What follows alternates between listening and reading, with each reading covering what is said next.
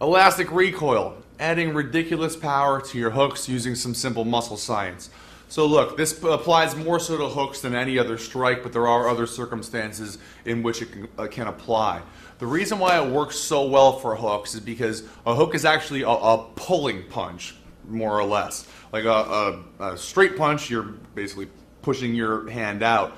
Your hook, you end up pivoting your body and then like ripping your hook kind of along behind you, at least if you're doing it correctly. When I first teach people hooks, they screw up monumentally because they want to do too much. They want to like, you know, push their arm sideways, or they hit and their chest is like completely flexed.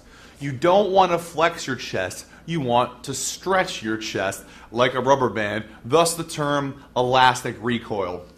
So let's say I'm throwing a left hook. I've stepped in, I dip my right shoulder forward so that I have room to pivot. This is covered in the basic hook lesson. When I step in and I start my pivot, I don't want to move my hand initially. I want to leave it behind.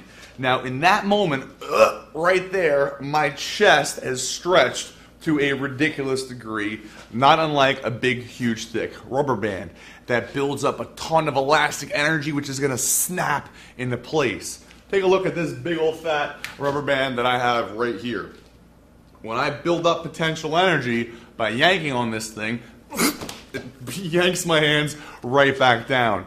Now hold on a second. Watch as I yank on this rubber band. You're going to notice that the snap back down is like 3 times as fast as when I yank up. Snap. Snap. That snap is when your elastic recoil is at its most powerful. That's the moment when you actually do want to flex your chest. So I build up the potential energy, I build up my twist, I get the stretch. As soon as that thing can't stretch anymore and then it's snapping back into place, that's when I'll make the looping portion of my punch. Stretch, snap. Okay? Elastic recoil. You actually have to relax your chest. You have to leave your arm behind. Your lower body moves first in a hook for the most powerful hook you can throw. It's like pivot, boom, boom, ha, ha.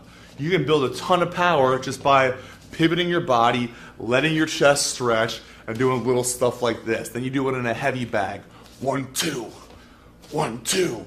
Now, it doesn't look like that when you're actually throwing the punch. It seems as though it's all happening in one specific movement, but it's really not. And if you're not feeling a stretch in your chest, you are cannibalizing your own hook power while also using more energy than you have to. You're flexing, you're spending energy to eliminate your power. It doesn't make any sense. So elastic recoil will teach you that. Now there's drills that you can do, like for example, if I was to tie this rubber band to a post and hold it right here so that it's stretching, and then the rubber band holds me back, I build the stretching force and the dynamic force in my chest, so on and so forth. You can also put your hand on a wall and do the same thing. In fact, I'll put in a clip from that right now.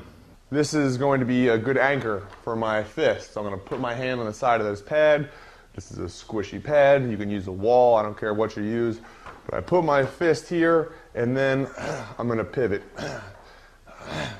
Okay, so now you get the idea of basically how to train this, how to get used to your muscle stretching, and you always want to think about your point of impact on your hook.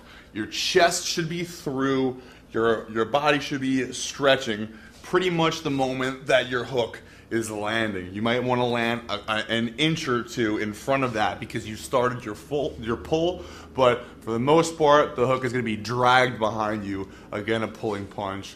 I hope you enjoyed this lesson on elastic recoil. There's other science type lessons up in here, like maximum fiber recruitment, which I apply to the cross. In the meantime, check out more lessons and have fun knocking people out in one single punch.